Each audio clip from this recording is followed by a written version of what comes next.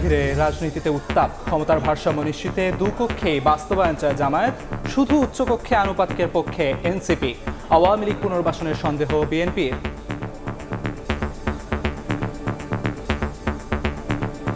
সব মতকে সংসদে অ্যাকোমোডেট করার এটা পিআরের মাধ্যমে এটা সম্ভব। অন্তত উচ্চকক্ষে পিআরের ক্ষেত্রে রাজনৈতিক ইতিহাসে একটি অবিস্মরণীয় ঘটনা হবে। পার্সেন্টেজ ওয়াইজ হয়তো কয়েকটা সিট পাবে। এই লোভ করতে যে পক্ষান্তরে এই পিআর করে আওয়ামী লীগকে রাজনীতিতে আবার পুনরুদ্ধার করতে চাচ্ছে। ভোট গণনার আগ পর্যন্ত নির্বাচন হবে কিনা তা নিয়ে শঙ্কা আছে বললেন গয়েশ্বর। ভোটের ফলাফল গণনার আগ পর্যন্ত নির্বাচন হবে তো। রাজশাহীতে একই পরিবারের 4 জনের লাশ উদ্ধার, পাশেই পড়েছিল চিরকুট। ঋণের বোঝা সইতে না পেরে স্ত্রী ও 2 সন্তানকে হত্যার পর স্বামীর আত্মহত্যা, ধারণা পুলিশের। লুট হওয়া পাথর উদ্ধারের পর ভোলাগঞ্জে প্রতিস্থাপনের তোড়জোড়, আগের অবস্থা ফেরানো নিয়ে শঙ্কা, পাথর ফেকোদের দৃষ্টান্তমূলক শাস্তি দাবি। পেঁয়াজের ঝাঁজে দিশেহারা ক্রেতা, ফরিদপুর পাবনায় কমলেও রাজধানীতে বাড়ছে দাম, সেঞ্চুরির পথে কেজি। 80-র নিচে নেই কোনো সবজি, ঊর্ধ্বমুখী মুরগির বাজারও। এবং আলাস্কার দিকে তাকিয়ে সারা বিশ্ব, ইউক্রেন যুদ্ধে বন্ধ আজ ট্রাম্প পুতিন ঐতিহাসিক বৈঠক। ব্রিটিশ প্রধানমন্ত্রীর দরবারে জেলেনস্কি, 84 যুদ্ধবন্দী বিনিময় মস্কো কিয়েভের।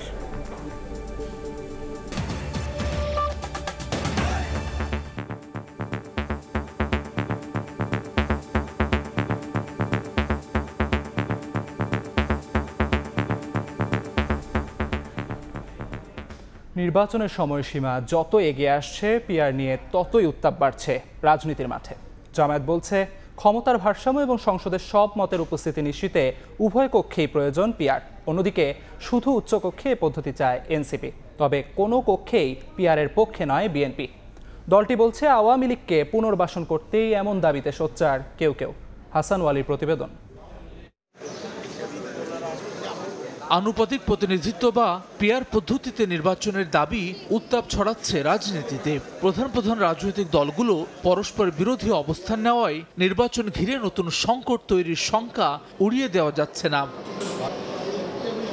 পিআর পদ্ধতিতে আসন বন্টন হয় প্রতিটি দলের প্রাপ্ত ভোটের আনুপাতিক হারে। উদাহরণ হিসেবে বলা যায়, যদি কোনো দল মোট প্রদত্ত ভোটের 10% পায়, তাহলে 30টি আসন পাবে সেই দল। বিদ্যমান ব্যবস্থায় কোনো দল 10% ভোট পেলেও আসন নির্ভর করে জয় পরাজয়ের উপরে।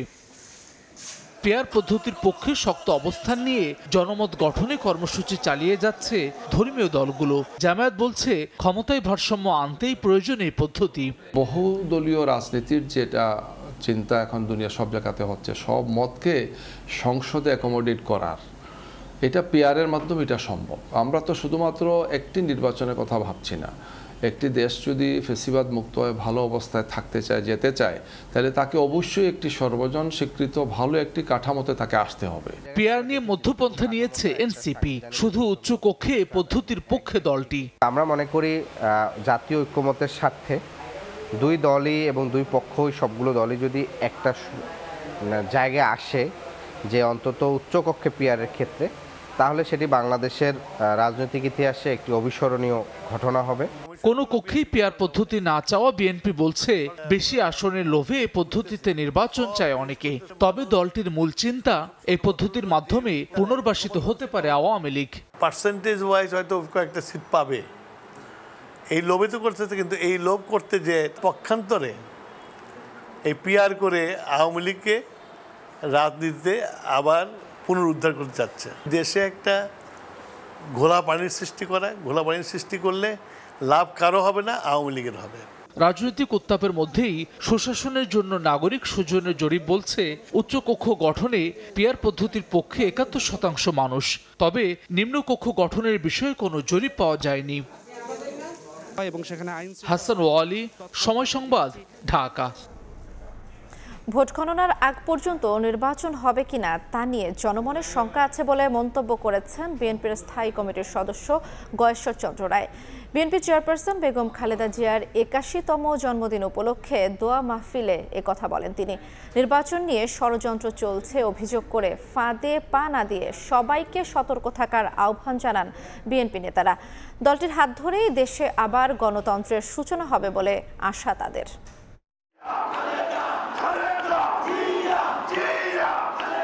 বাংলাদেশের রাজনীতির ইতিহাসে এক উজ্জ্বল নাম বেগম খালেদা জিয়া, যিনি শুধু একজন সাবেক প্রধানমন্ত্রী নন, গণতন্ত্র পুনরুদ্ধারের আন্দোলন, রাজনৈতিক সংগ্রাম ও আপসীর নেতৃত্ব তাকে নিয়ে গেছে অনন্য উচ্চতায়। 4 দশকেরও বেশি সময় ধরে বাংলাদেশ জাতীয়তাবাদী দল বিএনপির হাল ধরে আছেন বেগম জিয়া। গৃহবধূ থেকে রাজনীতির মাঠ, দলকে আগলে রেখে অল্প সময়ে প্রমাণ দিয়েছেন তার দৃঢ়তার। 15 আগস্ট বিএনপি নেত্রীর 81তম জন্মদিন। দিনটি উপলক্ষে সারা দেশে দোয়া মাহফিল করেছে বিএনপি। কেন্দ্রীয় কর্মসূচির অংশ হিসেবে শুক্রবার নয়াপল্টনে দোয়া মাহফিলের আয়োজন করে নেতাকর্মীরা। অনুষ্ঠানে বিএনপি নেতারা বলেন, বেগম জিয়ার জনপ্রিয়তার কারণে তাকে মৃত্যুর মুখে ঠেলে দিয়েছিল আওয়ামী লীগ সরকার। কারাগারে নির্যাতনের সঙ্গে জড়িতদের বিচারেরও দাবি করা হয়। কারাগারে রাখা হয়েছিল, ভুল চিকিৎসা দিয়ে তাকে মৃত্যুর মুখে ফেলে দেওয়া হয়েছিল এবং সুচিকিৎসার জন্য বাইরে এটা না দিয়ে তার মৃত্যু নিশ্চিত করার চেষ্টা করা হয়েছিল। বেগম জিয়া জেল জীবনে ওনার উপরে কষ্টগুলি প্রেরণ হয়েছে, অত্যাচার হয়েছে, কারাগারে শুনতে দাঁড়িয়ে তাদের সকলের একটা বিচার করা উচিত বলে আমি বিশ্বাস করি। গয়েশ্বরচন্দ্র রায় বলেন, নির্বাচন নিয়ে ষড়যন্ত্র হচ্ছে, তাই ভোট গণনার আগ পর্যন্ত নির্বাচন হবে কিনা তা নিয়ে জনমনে শঙ্কা তৈরি হয়েছে। ভোটের ফলাফল গণনার আগ পর্যন্ত জাতির একটা সংশয় আছে, নির্বাচন হবে তো, অর্থাৎ সর্বোচ্চ পরমাণুতে নির্বাচনকে বাঞ্ছাল করা।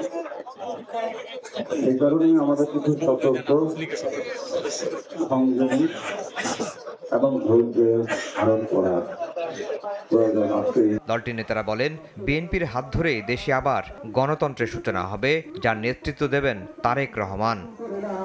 আফজাল হোসেন, সময় সংবাদ, ঢাকা। জাতীয় নির্বাচন সুষ্ঠু করতে সরকারের পাশাপাশি আইন শৃঙ্খলা বাহিনীও প্রস্তুতি নিচ্ছে বলে জানিয়েছেন ধর্ম উপদেষ্টা ডক্টর আ.ফ.ম. খালিদ হোসেন। দুপুরে সুনামগঞ্জের তাহিরপুর উপজেলার লাউরের গড় এলাকায় মন্দির কমপ্লেক্সের নির্মাণ কাজ পরিদর্শন শেষে সাংবাদিকদের প্রশ্নের জবাবে একথা বলেন উপদেষ্টা। বলেন, ইতোমধ্যে সরকার নির্বাচনী রোডম্যাপ ঘোষণা করেছে এবং নির্বাচন কমিশন সেই অনুযায়ী কাজ করছে। পুলিশের ট্রেনিং, সেনাবাহিনীর কতজন লোক থাকবে সেই কাজও শুরু হয়েছে। সুষ্ঠু সুন্দর নির্বাচন দিয়ে নির্বাচিত সরকারের কাছে ক্ষমতা হস্তান্তর করে অন্তর্বর্তী সরকার বিদায় নেবে বলেও জানান তিনি।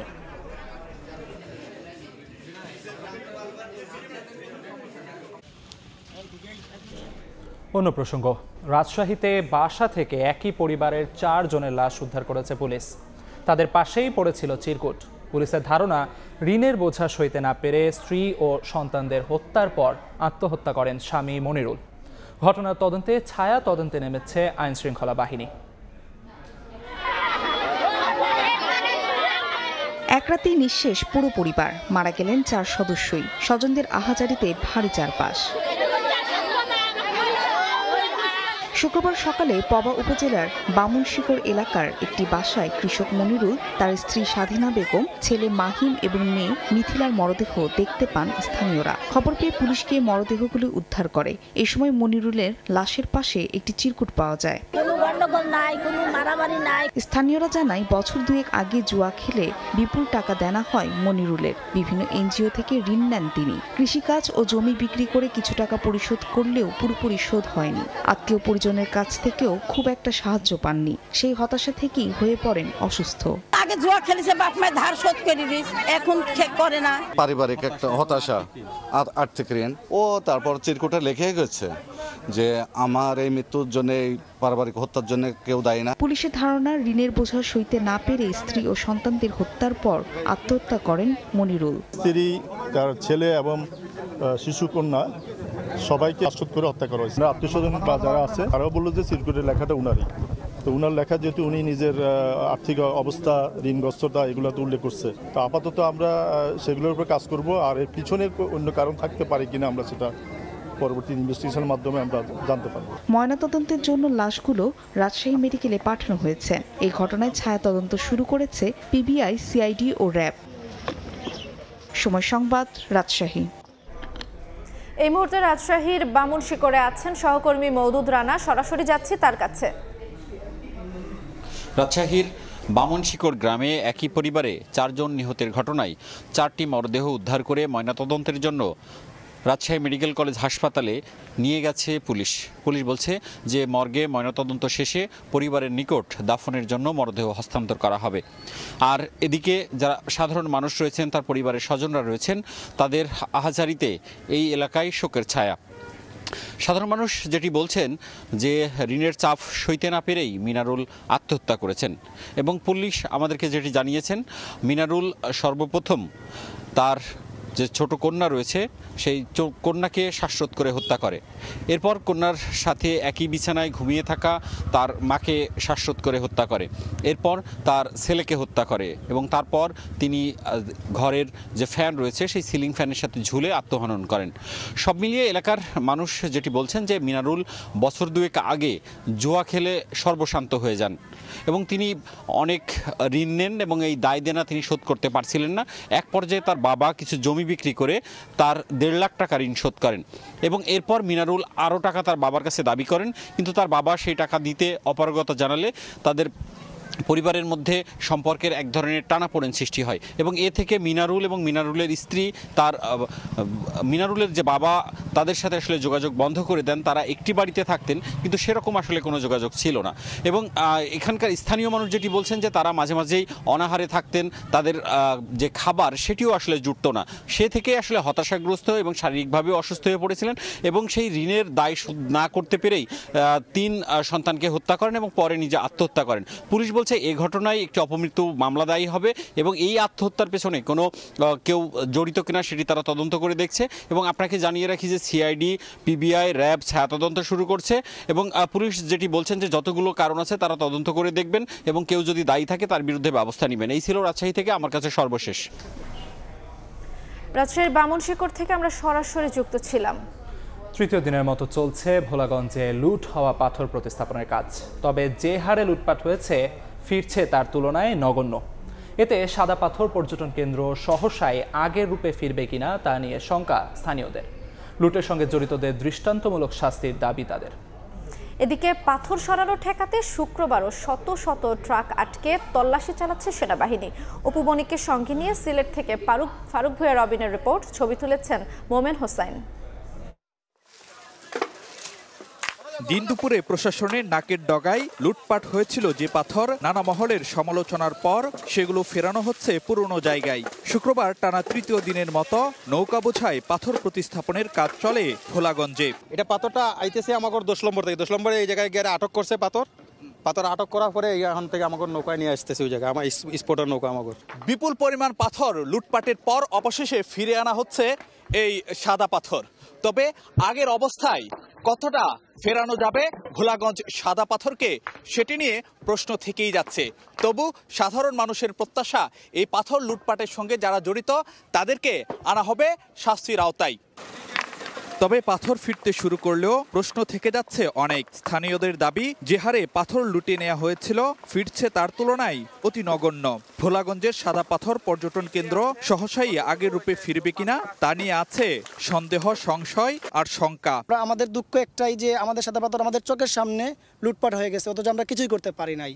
প্রশাসনকে অনেকবার বলা হয়েছে, প্রশাসনের চোখের সামনে এই লুটপাটগুলো হয়েছে। শুনতে পারছি যে আমাদের সাদা পাথরে প্রায় 12,000 ফুট পাথর ফালাইছে, কিন্তু আমরা এখানে খুঁজে পাই নাই। যে পাথরগুলো নেওয়া হয়েছে ওই পরিমাণে এখানে কোনো পাথরই আসে নাই। পর্যটক আর স্থানীয় বাসিন্দা সবার দাবি নিশ্চিত হোক পাথর খেকোদের দৃষ্টান্তমূলক শাস্তি। সৌন্দর্য বলতে কিছুই তো নাই, পাথরই নাই। সঠিক তদন্ত করে তাদেরকে সঠিক শাস্তি দেয়। এদিকে লুটে নেওয়া পাথর সরানো ঠেকাতে শুক্রবারও সিলেটের সড়কে তৎপর দেখা যায় সেনা সদস্যদের। চেকপোস্টে পাথর বোঝাই শত শত ট্রাক আটকে রেখে চালানো হয় তল্লাশি। ফারুক ভূঁইয়া, রবিন, সময় সংবাদ, সিলেট। এই মুহূর্তে ভোলাগঞ্জে আছেন সহকর্মী ফারুক ভূঁইয়া রবিন। বিস্তারিত জানতে সরাসরি চলে যাচ্ছি তার কাছে। আমরা সকাল 11:30টার কিছু সময় পরে দেখছিলাম যে বেশ কিছু নৌকা বোঝাই মানে পাথর বোঝাই নৌকা আসছিল এবং সেখানে আনুমানিক অর্ধশত নৌকাতে করে কিছু পাথর এই ভোলাগঞ্জের এই পর্যটন কেন্দ্রে আসলে যে প্রতিস্থাপন করা হচ্ছিল, কিন্তু তারপরে আসলে যে গত 1 ঘন্টা খানেকেরও বেশি সময় যাবৎ আমরা নতুন করে কোনো নৌকা আসতে দেখিনি। বিষয়টা আসলে যে এরকম হয়ে দাঁড়াচ্ছে যে বিপুল পরিমাণ যে পাথর এখান থেকে লুটপাট করা হয়েছে এবং সেটা মহাসমারোহে প্রশাসনের একেবারে নাকের ডগায়, সেই যে প্রশাসনের নাকের ডগায় এই পাথর বিপুল পরিমাণ পাথর লুটপাট করা হলো, তার বিপরীতে প্রতিস্থাপনের যে হার সেটা কিন্তু যে একেবারে এখন আজকের দিনের যে চিত্র সেটি কিন্তু যে একেবারে ঢিমে তালে বলা যায়। তো সেখানে এই রকম যখন প্রতিস্থাপনের অবস্থা থাকে তখন কিন্তু এখানকার যারা স্থানীয় বাসিন্দা রয়েছেন কিংবা পর্যটক রয়েছেন কিংবা যাদের আয় রোজগার এই পর্যটন কেন্দ্রের উপর নির্ভরশীল, তারা একটি যে সন্দেহ সংশয় প্রকাশ করেছেন যে আগের রূপে কতটা আসলে যে ফেরানো যাবে এই ভোলাগঞ্জ মানে সাদা পাথর এলাকাকে। কারণ আমরা কিন্তু যে এই দিকে কেবলমাত্র একটা পাশ দেখছি যেখানে এই পাথরগুলো ফেলা হয়েছে নতুন করে, অর্থাৎ প্রতিস্থাপনের চেষ্টা করা হয়েছে। অন্যদিকে বড় একটি জায়গায় কিন্তু যে রয়েছে যেটি আসলে যে এখন ধুধু মরুর দশা, অর্থাৎ বলা যায় যে মানে এই মানে ভোলাগঞ্জ সাদা পাথর এলাকার বড় একটি অংশেই কিন্তু যে এখন পর্যন্ত আমরা যেটি দেখতে পাচ্ছি যে একেবারে মানে বালির প্রচুর পরিমাণে মানে বালির অবস্থা এবং যে মানে মরুর অবস্থা আর কি সেখানে আমরা দেখতে পাচ্ছি। তারপরও যে এখানকার স্থানীয় বাসিন্দারা প্রত্যাশা করছেন যে হয়তোবা যে অবস্থার অবসান ঘটবে, যে প্রশাসন যে উদ্যোগ নিচ্ছে পাথর প্রতিস্থাপনের জন্য সেটি ফলপ্রসূ হবে, এমনটাই তারা প্রত্যাশা রাখতে চান। তো এই ছিল আমার কাছে সবশেষ খবরাখবর। ভোলাগঞ্জ থেকে সবশেষ জানাচ্ছিলেন সহকর্মী ফারুক ভূঁইয়া রবিন। দুপুরের সময় আরও থাকছে স্বাধীন বাংলাদেশের প্রথম রাষ্ট্রপতি বঙ্গবন্ধু শেখ মুজিবুর রহমানের 50তম মৃত্যুবার্ষিকী আজ। 1975 সালের এই দিনে তাকে হত্যা করে বিপথগামী একদল সেনা সদস্য। ধানমন্ডি 32 নম্বরের বাসভবনে শেখ মুজিব ছাড়াও তার সহধর্মিণী, 3 ছেলে, পরিবারের সদস্য ও নিকটাত্মীয় সহ 26 জন এদিন প্রাণ হারান। আওয়ামী লীগ সরকারের আমলে দিনটি জাতীয় শোক দিবস হিসেবে পালন করা হলেও পট পরিবর্তনের পর দ্বিতীয়বার ভিন্ন আবহে এলো দিনটি।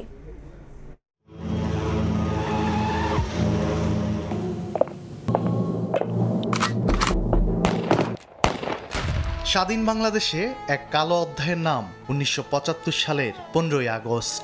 এই দিন ধানমন্ডির 32 নম্বর সড়কের নিজ বাসভবনে একদল বিপদগামী সেনা সদস্যের হাতে নির্মমভাবে প্রাণ হারান মুক্তিযুদ্ধের মূল সংগঠক। এই গুলি ও বায়োনেটের আঘাতে নিহত হন বঙ্গবন্ধুর সহধর্মিণী ফজিলাতুন্নেসা মুজিব, 3 ছেলে শেখ কামাল, শেখ জামাল, শিশুপুত্র শেখ রাসেল, পুত্রবধূ সুলতানা কামাল ও রোজি জামাল, ভাই শেখ আবু নাসের, বঙ্গবন্ধুকে বাঁচাতে ছুটে আসা কর্নেল জামিল, এসবি কর্মকর্তা সিদ্দিকুর রহমান এবং সেনা সদস্য সৈয়দ মাহবুবুল হক।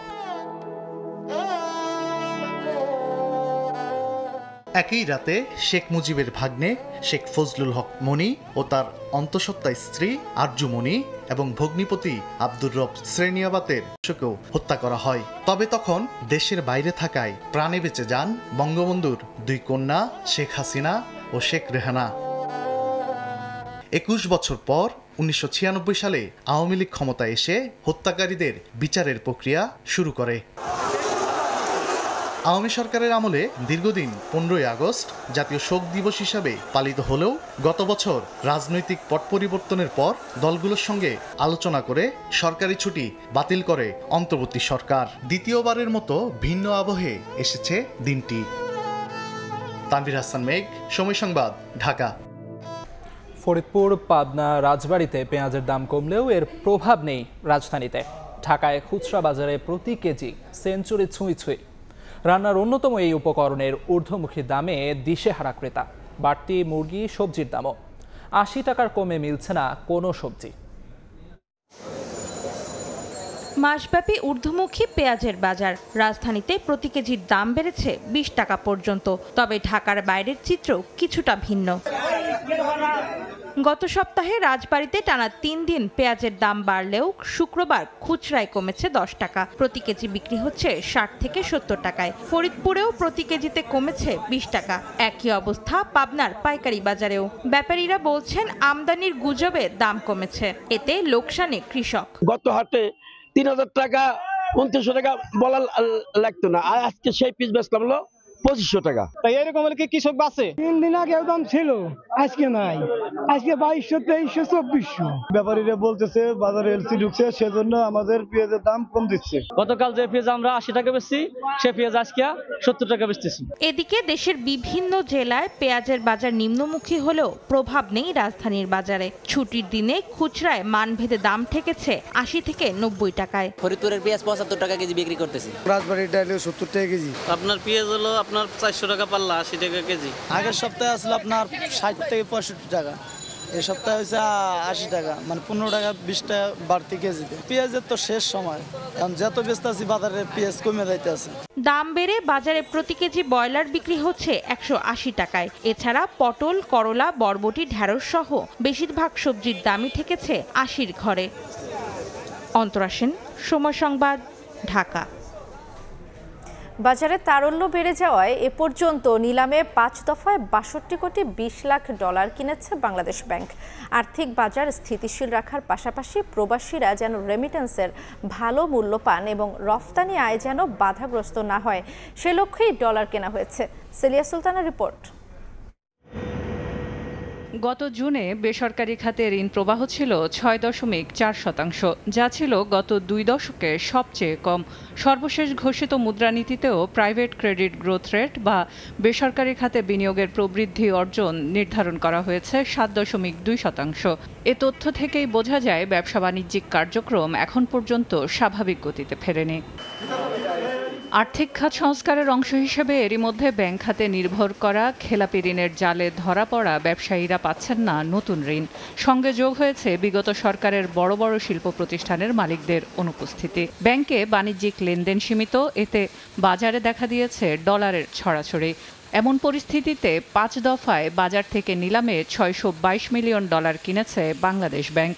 যখন একটা পলিটিক্যাল গভর্নমেন্ট আসবে ইলেকশনের পরে, তখন কিন্তু অনেক ব্যবসায়ীরাও কিন্তু বিনিয়োগে আগ্রহী হবেন। এই মুহূর্তে যারা একটু হতাশ আছেন বা একটু পিছিয়ে আছেন, তো যখন ওই ডিমান্ডটা বাড়বে আগামী ফেব্রুয়ারির পরে, তখনই কিন্তু ওই ডিমান্ড অনুযায়ী বাজারে তখন ডলার সেল করবে বাংলাদেশ ব্যাংক।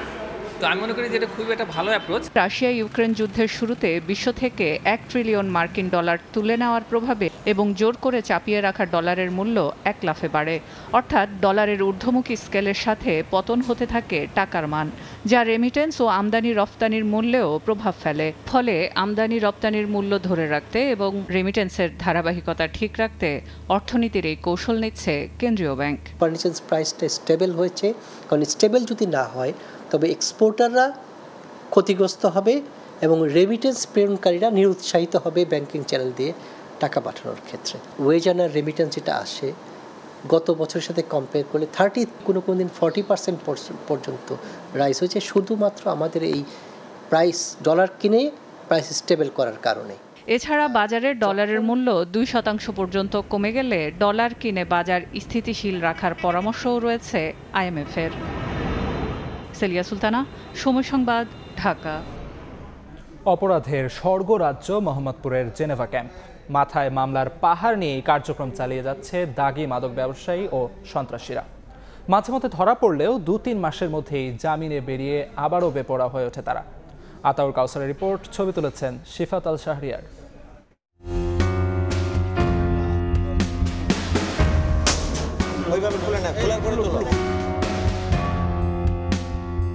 মোহাম্মদপুরের জেনেভা ক্যাম্প রাজধানীর অন্যতম অপরাধপ্রবণ একটি এলাকা। বিভিন্ন সময়ে হত্যা, মাদক ব্যবসায়ী চক্রের অন্তর্কন্দল সহ নানা কারণে হয়েছে খবরের শিরোনাম। থেমে নেই যৌথ বাহিনীও। একের পর এক অভিযান চালিয়ে মাদক, টাকা, অস্ত্র উদ্ধার করে যাচ্ছেন তারা। তারপরও থামছে না অপরাধ। অতি সম্প্রতি মাদক ব্যবসাকে কেন্দ্র করে 2 গ্রুপের দ্বন্দ্বে প্রাণ যায় এক ব্যক্তির। পিচ্চি রাজা গ্রুপের যে ছেলে পেলে ছিল তাদেরকে ধাওয়া দেয় বুনিয়া সোহেলের গ্রুপটি। পরবর্তীতে ধাওয়া পাল্টা ধাওয়া শুরু হয় এবং এক পর্যায়ে পিচ্চি রাজা গ্রুপের একটি ছেলে অন্য কোনো এক গলি দিয়ে ঢুকে এই গলি দিয়ে বের হয়ে ঠিক এই গাড়িটি যেখানে দাঁড়ানো এখানে দাঁড়িয়ে থাকা শাহ আলমকে পেছন থেকে এসে কোপ দেয়।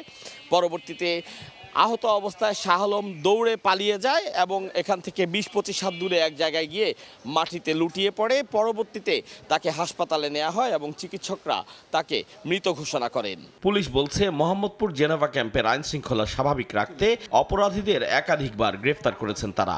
বুনিয়া সোহেল সে কিন্তু আপনার বৈষম্য বিরোধী আন্দোলনের সময় গোলাগুলি করে ছাত্র জনতা হত্যার মামলায় অভিযুক্ত আসামি। তার বিরুদ্ধে প্রায় 40-এর মতো মামলা। পিচ্চি রাজা তার বিরুদ্ধেও 12টা দেখেন মামলা। সোয়া সেলিম মামলা দেখেন 37। মানে গত 10 মাসে এদের এমনভাবে দমন করেছিলাম যে এদের অস্তিত্বই ছিল না। জেনেভা ক্যাম্পের কুখ্যাত সন্ত্রাসী বুনিয়া সোহেল, তার ভাই টুনটুন, কুখ্যাত সন্ত্রাসী চুয়া সেলিম ও পিচ্চি রাজা প্রত্যেকেরই মাথার ওপর রয়েছে মামলার পাহাড়। সিএমএম কোর্টের অতিরিক্ত পাবলিক প্রসিকিউটর জানালেন, পুলিশের মামলা সাজানোতে দুর্বলতা থাকায় সহজেই জামিন পেয়ে যায় অপরাধীরা। আইনজ্ঞরা বলছেন, অপরাধী জামিন পেয়ে পুনরায় অপরাধে জড়ালে জামিনদার জিম্মাদারদের দায়ী করার বিধান শুধু কাগজে কলমে সীমাবদ্ধ। জামিন যদি ম্যাজিস্ট্রেট কোর্ট থেকে না পায় তখন তারা সিআর মিস করে তারা সেশন জাজ কোর্টে যায়।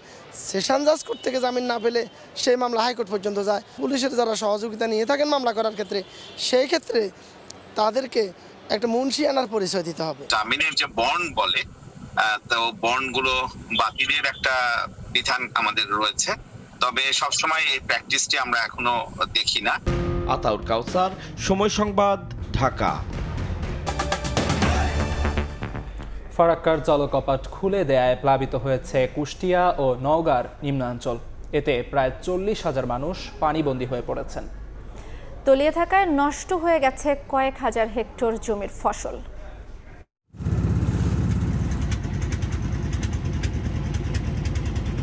বাড়ির চারদিকে অথই জল, কোমর থেকে গলা সমান পানি মারিয়ে জরুরি কাজে বের হতে হয় বাসিন্দাদের। জলকপাট খুলে দেয় ফারাক্কার পানির চাপে প্লাবিত কুষ্টিয়ার নিম্নাঞ্চল। এতে দৌলতপুরের 4টি ইউনিয়নের প্রায় 40,000 মানুষ পানিবন্দী। তলিয়ে সড়ক সহ বসতবাড়ি বন্ধ ঘোষণা করা হয়েছে 16টি বিদ্যালয়। রানতে পারছি নি, খড়ি নাই, চাল নাই। আমি ক্লাস 7-এ পড়ি, বন্যা লাগিয়ে স্কুলে যেতে পারছি না। গরু বাছুর পশু নিয়ে খুব কষ্টতে আছে আমরা। আমাদের মেডিকেলে যাওয়ার সমস্যা হচ্ছে, পারাপার হওয়ার সমস্যা, বাজার ঘাটে যাওয়ার অনেকেরই সমস্যা হচ্ছে। এর মধ্যে জিআর চাল বরাদ্দ করেছি, পাশাপাশি আমাদের কিছু শুকনা খাবার ছিল, সেই শুকনা খাবারগুলো উপজেলা নির্বাহী অফিসার বরাবর আমরা প্রেরণ করেছি। একই অবস্থা নওগাঁর। পানিতে তলিয়ে কয়েক হাজার হেক্টর ফসলি জমি, পচে গেছে ধান গাছ। ধার দেনা করে চাষাবাদ করার পরে ফসলের ক্ষতিতে লোকসানে কৃষক। মাঠগুলো প্লাবিত হয়ে গেছে, পানি অনেক বাড়তি, আমাদের অনেক ফসলের মাঠ ডুবে গেছে। 6 বিঘা লাগাইছিলাম, 3 বিঘা ডুবে গেছে, আর 3 বিঘা ভাসি চললেও পুরো তল যায়। এনজিও টাকা উঠে প্রায় 60-70 হাজার টাকা খরচা করছি। এখন এমন অবস্থা, ধান তো প্রায় পচা পচা ভাব। তবে কুড়িগ্রামে দুধকুমারের পানি কমে বিপদসীমার নিচ দিয়ে প্রবাহিত হচ্ছে। স্থিতিশীল অবস্থায় রয়েছে তিস্তা, ধরলা ও ব্রহ্মপুত্রের পানি। রিমু সিদ্দিক, সময় সংবাদ। এই মুহূর্তে কুষ্টিয়ার চিলমারি শিয়ালপাড়া এলাকায় আছেন সহকর্মী SM রাশেদ। সরাসরি যাচ্ছি তার কাছে। কুষ্টিয়ার যে দুটি দৌলতপুর উপজেলার দুটি ইউনিয়ন, একটি রামকৃষ্ণপুর এবং একটি চিলমারি চর, এই যে প্রায় 40,000 মানুষ কিন্তু পানিবন্দী হয়ে রয়েছে শুধুমাত্র ফারাক্কার বিরূপ প্রভাবের কারণে।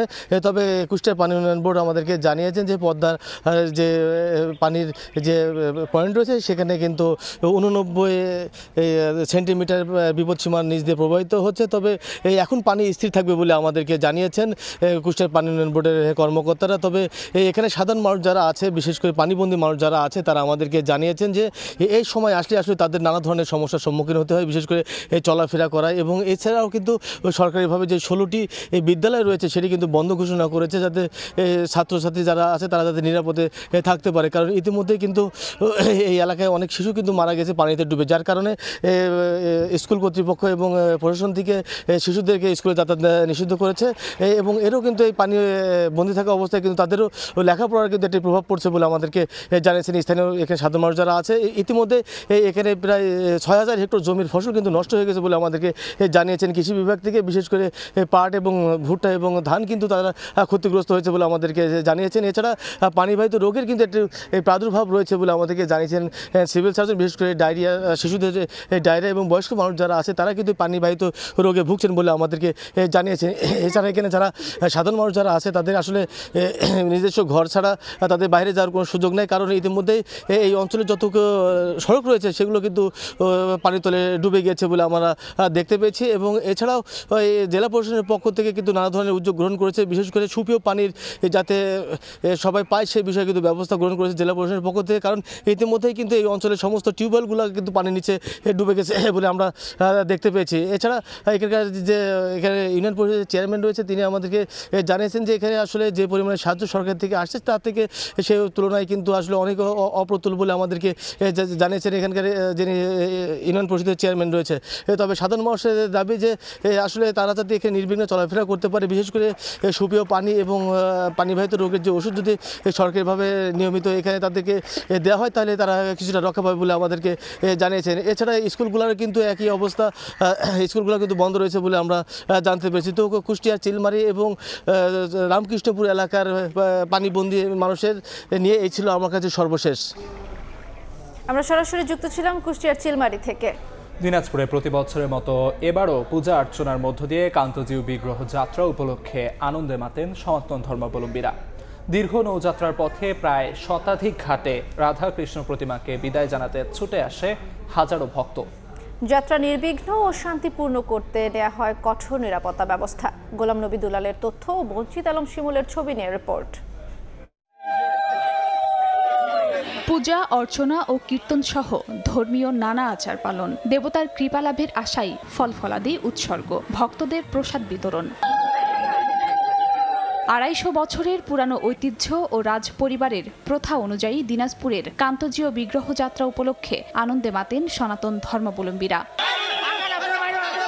শুক্রবার সকালে কাহারোল উপজেলার কান্তজির মন্দির থেকে ঢেপা নদীপথে এ যাত্রা শুরু হয়। হাজার হাজার ভক্ত ও দর্শনার্থীরা এতে অংশ নেন। প্রায় 25টি নৌকার বহরে 8 ঘন্টার যাত্রা শেষে সন্ধ্যায় শহরের রাজাপাড়া ঘাটে পৌঁছাবেন তারা। সেখানে বিদায় জানানো হবে রাধাকৃষ্ণ দেবতাকে। আমাদের শ্রীকৃষ্ণের জন্ম আবির্ভাব তিথি, সেজন্য আমরা সকলে আসছি কান্তজিউ মন্দিরে। ঠাকুর যেন আমাদেরকে কৃপা করে, এই জন্য আমরা এই দিনে এখানে নদীতে উপস্থিত হয়ে ঠাকুরকে নৌকায় উঠাই দিই। প্রতি বছর আমরা জন্মাষ্টমীর আগে এই বিগ্রহ নদীপথে নিয়ে যাই রাজবাড়িতে, ওখানে পূজিত হয় এবং রাস পূর্ণিমার একদিন আগে আমরা এখানে নিয়ে আসি। যাত্রা নির্বিঘ্ন ও শান্তিপূর্ণ করতে নেওয়া হয় কঠোর নিরাপত্তা ব্যবস্থা, যাতে আমাদের কোনো এখানে অপ্রীতিকর ঘটনা না ঘটে সেটা আমরা মোকাবিলা করার জন্য সব জায়গায় সব পয়েন্টে আমরা আমাদের ফোর্স মোতায়েন করেছি। কান্তজিউ বিগ্রহ যাত্রা একটি বার্ষিক উৎসব। মনোবাসনা পূরণ ও পরিবারের মঙ্গল কামনায় ধর্মীয় পঞ্জিকা মতে প্রতি বছর এই দিনে সমাগম ঘটে রাধাকৃষ্ণ ভক্তদের। সময় সংবাদ, দিনাজপুর। দেশের বাইরের খবর। যুক্তরাষ্ট্রের আলাস্কায় আজ ঐতিহাসিক বৈঠকে বসছেন মার্কিন প্রেসিডেন্ট ডোনাল্ড ট্রাম্প ও রাশিয়ার প্রেসিডেন্ট ভ্লাদিমির পুতিন। ইউক্রেন ইস্যুতে দুই নেতা বড় কোনো ঘোষণা দেবেন বলে আশা করছেন অনেকে। রাশিয়া থেকে রাইসা জান্নাতের রিপোর্ট। শুক্রবার যুক্তরাষ্ট্রের আলাস্কায় ট্রাম্প পুতিন বৈঠক ঘিরে দৃষ্টি এখন পুরো বিশ্বের। রুশ প্রেসিডেন্ট ভ্লাদিমির পুতিন এই বৈঠকে শান্তির প্রস্তাব দেবেন নাকি এটি হবে কোনো কূটনৈতিক ফাঁদ, এ নিয়ে চলছে জল্পনা কল্পনা। ইউক্রেন যুদ্ধের অবসান আদৌ সম্ভব কিনা সে প্রশ্ন এখন ঘুরপাক খাচ্ছে। রুশ গণমাধ্যমগুলো বলছে ইউরোপ ও ইউক্রেনকে আলোচনার বাইরে রেখেই যুক্তরাষ্ট্র রাশিয়া একা সিদ্ধান্ত নেবে। এদিকে বিশ্লেষকরা বলছেন এই বৈঠক পুতিনের জন্য সুযোগ ট্রাম্পকে প্রভাবিত করে রাশিয়ার পক্ষে সমাধান চাপিয়ে দেয়ার। সম্প্রতি পুতিন কিছু শর্ত কমালেও এখনও ইউক্রেনের বড় অংশ ছেড়ে দেওয়ার শর্ত রেখেছেন, যা কিয়েভের পক্ষে অগ্রহণযোগ্য। ইউক্রেনের প্রেসিডেন্ট ভলোদিমির জেলেনস্কি স্পষ্ট জানিয়েছেন সংবিধান অনুযায়ী ভূমি হস্তান্তর সম্ভব নয়, নিরাপত্তার নিশ্চয়তাও জরুরি। এতে সমর্থন দিচ্ছে ইউরোপ। সাবেক ইউক্রেনীয় প্রতিরক্ষা মন্ত্রীর তথ্যমতে পুতিন অগ্রহণযোগ্য প্রস্তাব দেবেন যাতে ইউক্রেন প্রত্যাখ্যান করলে ট্রাম্প ক্ষুব্ধ হন ও সহায়তা বন্ধ করতে পারেন। আন্তর্জাতিক সম্প্রদায় বলছে এই বৈঠক আসলেই শান্তির পথে পদক্ষেপ হবে নাকি কৌশলী ফাঁদ, সেটি এখন দেখার অপেক্ষা। রাশিয়ার মস্কো থেকে রাইসা জান্নাত, সময় সংবাদ। ভয়াবহ বন্যা ও পাহাড়ি ঢলে বিপর্যস্ত ভারতের জম্মু কাশ্মীর। এখন পর্যন্ত 60 জনের মরদেহ উদ্ধার করা হয়েছে। এ ঘটনায় নিখোঁজ রয়েছেন 5 শতাধিক মানুষ। প্রাণহানি বাড়ার আশঙ্কা করছে স্থানীয় কর্তৃপক্ষ। হতাহতদের পরিবারের প্রতি সমবেদনা জানিয়েছেন রাষ্ট্রপতি দ্রৌপদী মুর্মু। আর ক্ষতিগ্রস্তদের সব ধরনের সহায়তার আশ্বাস দিয়েছেন প্রধানমন্ত্রী নরেন্দ্র মোদী। ধ্বংসস্তূপে পরিণত হয়েছে জম্মু কাশ্মীরের 64টি গ্রাম। চারিদিকে ছড়িয়ে ছিটিয়ে আছে ক্ষয়ক্ষতির চিহ্ন। শুক্রবার সকাল থেকে আবারও শুরু হয় উদ্ধার কাজ। যোগ দিয়েছেন সেনা সদস্যরাও। এদিনও বেশ কয়েকটি মরদেহ উদ্ধার করা হয়। এর মধ্যে 2 জন সিআইএসএফ সদস্যও রয়েছেন। স্থানীয় সময় বৃহস্পতিবার আকস্মিক বন্যা ও পাহাড়ি ঢলের সাক্ষী হয় গ্রামবাসী ও পর্যটকরা। প্রবল স্রোতে ভেসে যায় মাচাইল মাতার যাত্রাপথের একটি কমিউনিটি কিচেন ও নিরাপত্তা পোস্ট, যেখানে মধ্যাহ্নভোজের জন্য জড়ো হয়েছিলেন বহু তীর্থযাত্রী। কাশ্মীর প্রশাসন জানায়, ধ্বংসস্তূপের ভেতর থেকে শতাধিক মানুষকে উদ্ধার করে রাতেই স্থানীয় হাসপাতালে ভর্তি করা হয়েছে। এখনও নিখোঁজ রয়েছেন বহু মানুষ। তাদের উদ্ধারে কাজ করছেন এনডিআরএফ, এসডিআরএফ, পুলিশ ও স্থানীয় স্বেচ্ছাসেবকরা। এদিকে ঘটনাস্থল পরিদর্শন ও ক্ষয়ক্ষতির মূল্যায়নের পাশাপাশি চিকিৎসা সহায়তার ব্যবস্থা নেওয়া হচ্ছে বলে জানায় কেন্দ্রীয় প্রতিমন্ত্রী জিতেন্দ্র সিং। এই ঘটনায় শোক প্রকাশ করার পাশাপাশি হতাহতদের পরিবারের প্রতি সমবেদনা জানান রাষ্ট্রপতি দ্রৌপদী মুর্মু। দেশটির প্রধানমন্ত্রী নরেন্দ্র মোদী বলেন, পরিস্থিতি নিবিড়ভাবে পর্যবেক্ষণ করা হচ্ছে এবং যাদের প্রয়োজন তাদের সব ধরনের সহায়তা দেয়া হবে। কাশ্মীরের কিছু এলাকায় ভারী বৃষ্টিপাতের পূর্বাভাস দিয়েছে আবহাওয়া দফতর। বাসিন্দাদের বৈদ্যুতিক খুঁটি ও পুরনো গাছ থেকে দূরে থাকার পরামর্শ দেওয়া হয়েছে। অর্জিতা শাহজিন, সময় সংবাদ। এ পর্যায়ে শীর্ষ সংবাদগুলো জানিয়ে দিচ্ছি আরেকবার। ভোট গণনার আগ পর্যন্ত নির্বাচন হবে কিনা তা নিয়ে শঙ্কা আছে বললেন গয়েশ্বর। ফাঁদে পা না দিয়ে ষড়যন্ত্র রুখতে সবাইকে সতর্ক থাকার আহ্বান বিএনপি নেতাদের।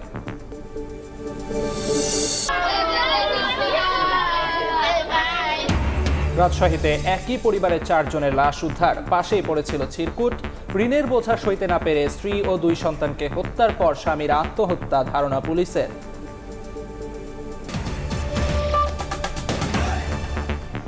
এই ছিল দুপুরের সময়। সঙ্গে থাকুন সময়ের।